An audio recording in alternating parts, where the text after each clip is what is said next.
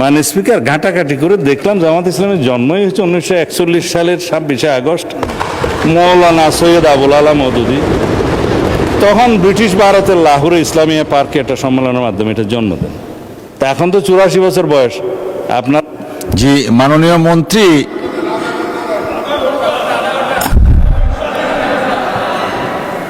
মাননীয় মন্ত্রী, আপনার নিজের কনস্টিটিউয়েন্সি এবং অন্যান্য বিষয় সবকিছু মিলিয়ে বলার জন্য 6 মিনিট দেওয়া হলো আপনাকে। 6 মিনিট। এই রাত্রে দেখি চিফ হুইপ সাহেব, চিফ হুইপ সাহেব দেন। না, আপনি ওনাকে সময় বাড়িয়ে দেন, আপনার উনি যতক্ষণ বলেন ততক্ষণ মতো সময় বাড়িয়ে দেন। মানে স্পিকার, এই দয়াটা আগে করলে আমি অর্থনীতি থেকে বাইরে হইতাম না। উনি দয়া করতে পারেন কিন্তু আমরা তো পারি না। 6 মিনিটে শেষ করেন দয়া করে। আপনি রুলস অফ প্রসিডিউর পড়ে দেখেন। ইউ আর দি মিলর, অভিভাবক of the house, you can do many things. যাই হোক, এই 100 বছর তো নাই, এখন 84 বছর। 100 বছর হইতে হইতে আমি অন্তত বাঁচবে বলে মনে হয় না। তা এখন বলে ফেলি, হ্যাঁ বালাকোট এখানে নাই জনাব, এখানে আমি বলি। কিন্তু আপনারা 1947 দেশভাগের পরে জামায়াত ইসলামী হিন্দ নামে একটা শাখা হয়েছিল। কারণ আপনাদেরটা তো এটা অনেকটা আন্তর্জাতিক সংগঠনের মতো, জামায়াত ইসলামী পাকিস্তান, জামায়াত ইসলামী হিন্দ, জামায়াত ইসলামী বাংলাদেশ। কদিন আগে না কেবল আপনারা বাংলাদেশ শব্দটা আগে আনছেন, বাংলাদেশ জামায়াত ইসলামী আনছেন। এখন 1947-এর সময়ে আপনারা ইতিহাস বলছেন আপনারা পাকিস্তান চান নাই। এটা ঐতিহাসিকভাবে হইতে পারে, ভুল হইতে পারে। এখন 1971-এ ফির আপনারা বাংলাদেশ চান। আবার 1979 সালে শহীদ রাষ্ট্রপতি জিয়াউর রহমান ধর্মভিত্তিক রাজনীতির অনুমোদন করলে আপনারা আবার জামায়াত ইসলামী বাংলাদেশ শাখা নামে শুরু করলেন। আইডিয়াল, আচ্ছা আচ্ছা, তারপরে জামাত ইসলামী হয়েছে তো বাংলাদেশ হিসাবে। এখন আমি আর জম্মু কাশ্মীর আর আজাদ কাশ্মীরের 1953 আর 74-এ যাওয়ার দরকার নয়, ওখানেও 2টা শাখা আছে। আন্তর্জাতিক সংগঠন হওয়া ভালো, ফায়দা অনেক। তো এখন 71 সালের স্বাধীনতার সময় আপনারা আপনাদের ভূমিকা সম্পর্কে আইনগতভাবে কদিন আগে এখানে আইন করে পাঠ করে দিয়েছেন যে জাতীয় মুক্তিযুদ্ধ কাউন্সিলের আইনে যে তৎকালীন জামাত ইসলামী স্বাধীনতা যুদ্ধের বিরুদ্ধে ছিল, আপনারা এখানে বসেছিলেন, এটা ফয়সালা হয়ে গেছে।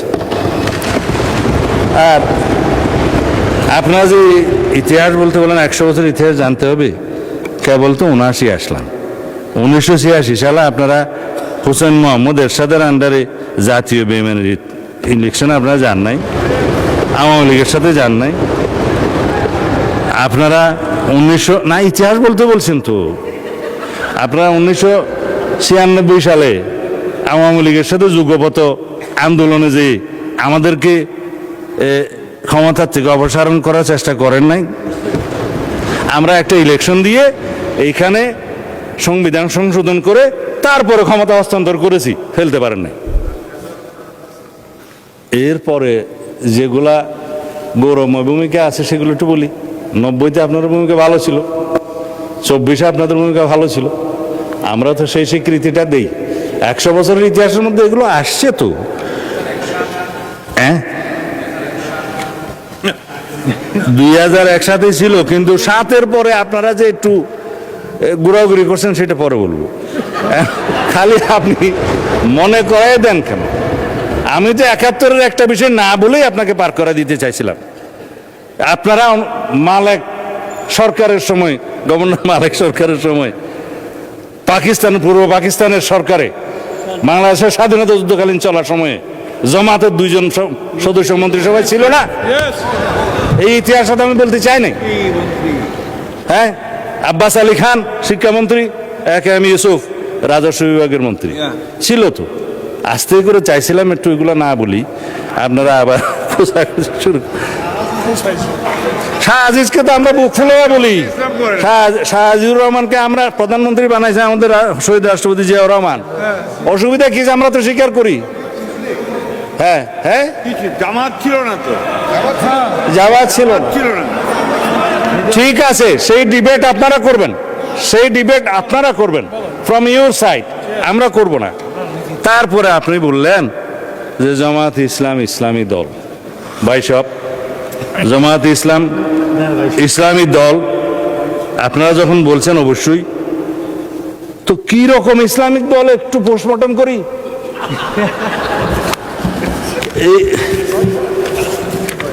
এইটা হচ্ছে আপনাদের নির্বাচনী ইশতেহার দলিল। এটার মধ্যে মনে হয় 93 পৃষ্ঠা আছে, খুব রঙিন রঙিন পেজ, দেখতে খুব সুন্দর। এখন আপনারা এই পূর্ণাঙ্গ বইয়ের কোথাও কি আপনারা বলেছেন যে আমরা শরিয়া ব্যবস্থা জারি করব, শরিয়া ভিত্তিক রাষ্ট্র ব্যবস্থা করব? করেন না। জবাব আপনারা দিন। আপনারা কি কোথাও বলেছেন ইসলামী রাষ্ট্র ব্যবস্থা, ইসলামী সমাজ ব্যবস্থা বা ইসলামী বিচার ব্যবস্থা বা ইসলামী অর্থনীতি প্রতিষ্ঠা করবে? পেজগুলো ভঙ্গ করে রেখেছি এখানে, ভাগ ভাগ করে আপনাদের আর্থিক অবস্থা। তারপরে আপনারা যেটুকু পড়ছেন, আমার মনে হয় আমারও ততটুকু পড়তে হয়েছে বাজ করতে করতে। আইন ও বিচার ব্যবস্থা দফা নম্বর 9, তারপরে আপনার দফা নম্বর মাথা উঁচু করে দাঁড়ানোর অর্থনীতি, ইসলামিক ব্যাংকিংয়ের ব্যবস্থা তো এখানে কোথাও লেখেন নাই আপনারা এখানে। তারপরে কি দফা?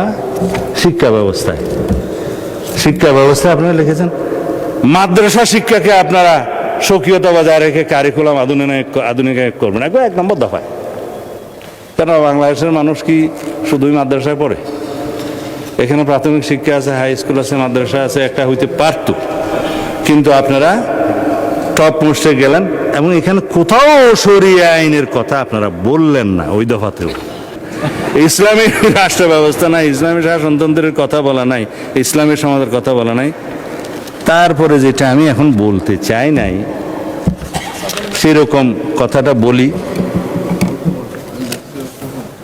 এখানে একটা কাগজ আছে, কাগজটা কোথায় যে রাখলাম, আকিমউদ্দিন, যেটা তাদের ইয়ের মধ্যে মনোগ্রামের মধ্যে ছিল, সেই আকিমউদ্দিন এখন আর নাই। এখন কাগজটা খুঁজে পাচ্ছি না, প্রিন্ট আসছে না। হ্যাঁ, এখন দেখেন আপনারা দিন প্রতিষ্ঠা করবেন, আপনাদের মনোলগ থেকে আকিমউদ্দিনটা সরাই দিচ্ছে বা ফাইনাল করেন নাই। বিদেশি ডিপ্লোম্যাটদের সাথে আপনারা যেমন সাক্ষাৎকার করেছেন আপনাদের আমির সাহেব, পিছনে সেই ছবিটা আছে। আমার কাছে সব কাগজ এখানে আছে, কাগজটা জাস্ট এখন উল্টাইলেই পাবো, সব নিয়ে আসছিলাম, কোথায় যে গেল। হ্যাঁ, সেই আকিমউদ্দিনটা এখন নাই। আপনাদের মনোগ্রাম থেকে দিন কায়েম করে যখন ফেলে দিলেন, আপনারা নিজেদেরকে ইসলামী দল কিভাবে কায়েম করবেন, দাবি করবেন? আর আপনারা এইখানে আমি কয়েকটা উদ্ধৃতি দিই। আপনারা ইলেকশনের আগে এই সাক্ষাৎকারগুলো দিয়েছেন। জামাতের আমির সাহেব বলেছেন ক্ষমতায় গেলে শরিয়া আইন বাস্তবায়ন করবেন না, 14 জানুয়ারি 2026 বলেছেন। শারদীয় দুর্গাপূজা উপলক্ষে হ্যাঁ শুভেচ্ছা, এটা ঠিক আছে। জনাব আব্দুল্লাহ মোহাম্মদ তাহের বলেছেন আমরা কবে কোথায় বলেছি জিতলে আমরা বাংলাদেশে শরিয়া আইন আনবো? এটা হচ্ছে 18 সেপ্টেম্বর 2025। তারপরে রোজা এবং খোঁজার মুদ্রার এপিট ওপিট, সেটা তো আমার এক ভাইজান বলেছে, আমি এখন বললাম না যেহেতু উনি এখানে প্রেজেন্ট নাই।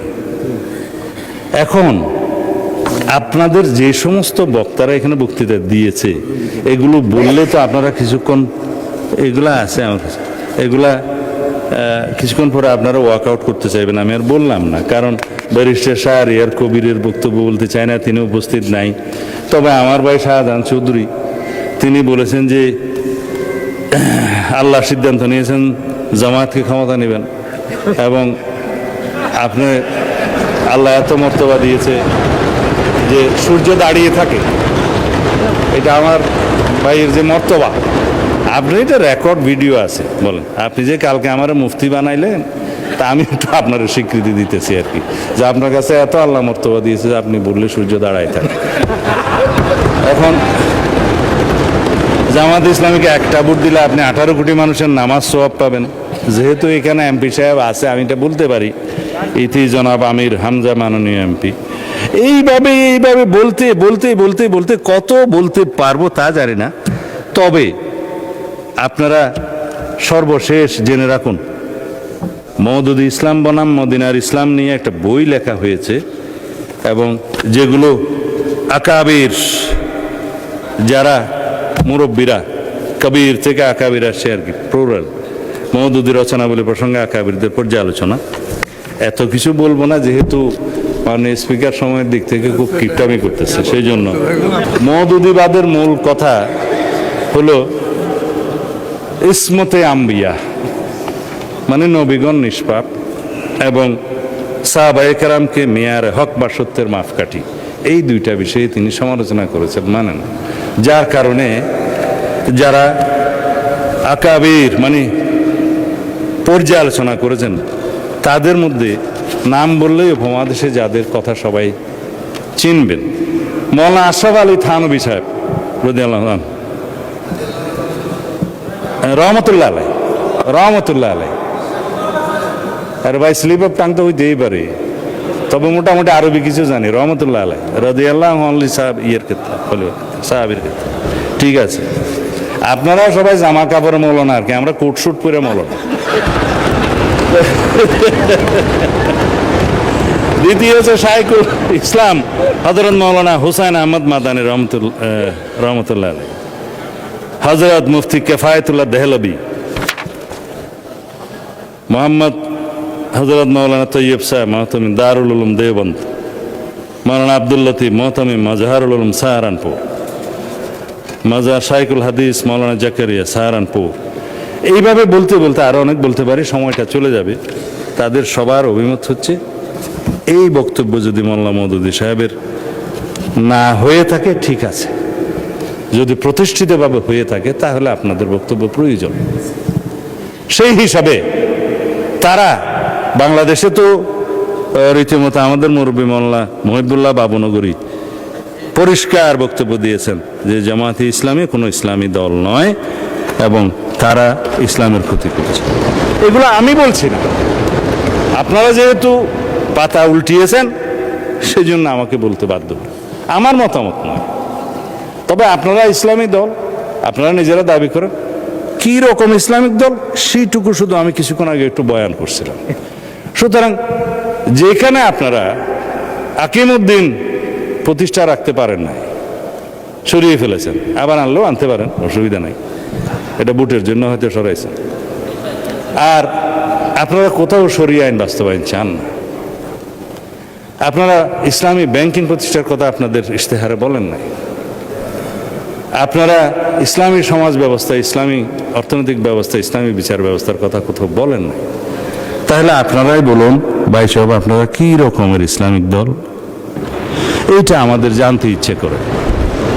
খবরের কাগজ, নিখাত, নির্ভীক, নিরপেক্ষ।